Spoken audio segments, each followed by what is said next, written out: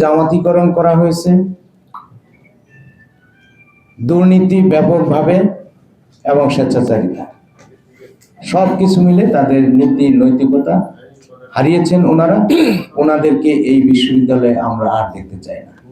এবং আমাদের আপনারা বুঝতে পারছেন, আমাদের উপাচার্য, উপাচার্য এবং ট্রেজারার এই তিনজনকে আমরা মনে করি যে তারা এই পদে থাকার নৈতিক অবস্থান তারা হারিয়েছেন এবং বিশ্ববিদ্যালয়ে চেক জালিয়াতি করেছেন, নিয়োগে দুর্নীতি করেছেন, দলীয়করণ করেছেন এবং তারা বাত ব্যথা, প্যারালাইসিস কিংবা আর্থ্রাইটিস, আধুনিক ফিজিওথেরাপি ও পুনর্বাসন চিকিৎসায় নির্ভরযোগ্য নাম ডিপিআরসি।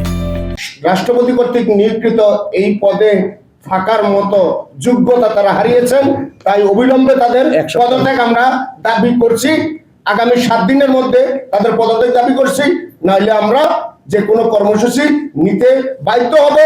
অতীতে যেভাবে সাবেক বিসিদের এখান থেকে 5ই আগস্টের পরে প্রফেসর দিদার যেভাবে গিয়েছেন, নিয়াজ মোহাম্মদ বাহাদুর যেভাবে গিয়েছেন এবং বাকি যেভাবে গিয়েছেন, আমরা এদেরকেও বাকি রাখবো না। এদেরকেও আমরা ইনশাল্লাহ পদত্যাগ করতে বাধ্য করবো। ধন্যবাদ।